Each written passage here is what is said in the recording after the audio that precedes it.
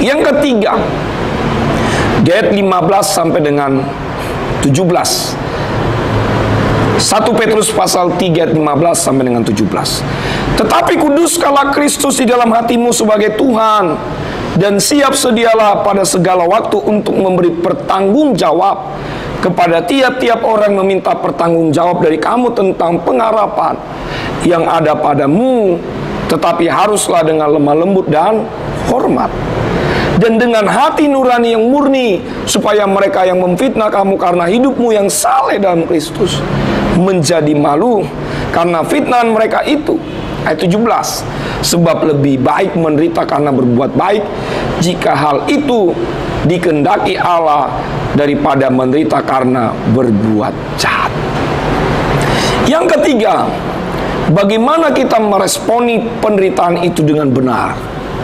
Tetaplah memiliki hati nurani yang murni ketika kita mengalami yang namanya fitnahan. Saudaraku, Bapak Ibu yang dikasihi dalam nama Yesus, kekudusan hidup salah satu syarat untuk kita masuk surga.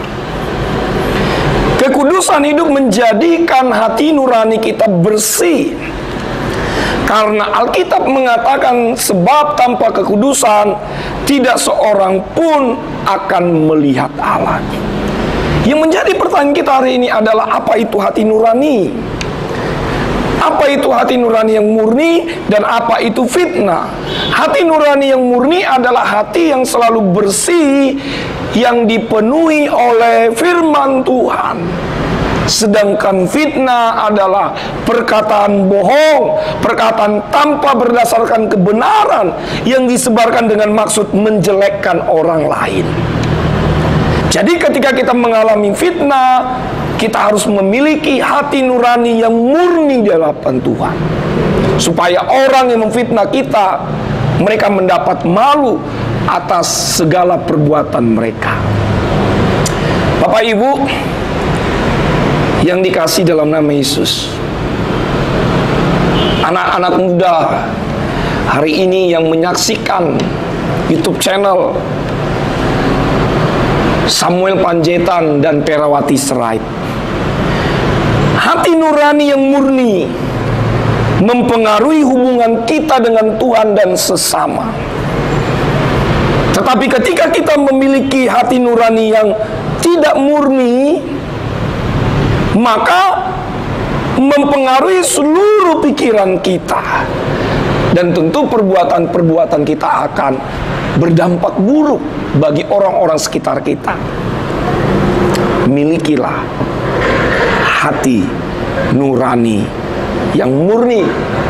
Milikilah hati nurani yang bersih terhadap sesama manusia, sehingga kita bisa mengalami berkat-berkat Tuhan. Saya berdoa buat saudara hari ini, milikilah hati nurani yang bersih dan murni, supaya kita bisa terus berjumpa dengan Allah, supaya kita bisa terus mengalami yang namanya hadirat Tuhan. Jadi saya simpulkan renungan kita hari ini ada 3 hal bagaimana kita meresponi penderitaan itu dengan benar. Yang pertama, tetaplah berbuat baik ketika orang lain berbuat jahat. Yang kedua, tetaplah berbuat kebenaran ketika kita mengalami yang namanya penderitaan. Yang ketiga, tetaplah memiliki hati nurani yang murni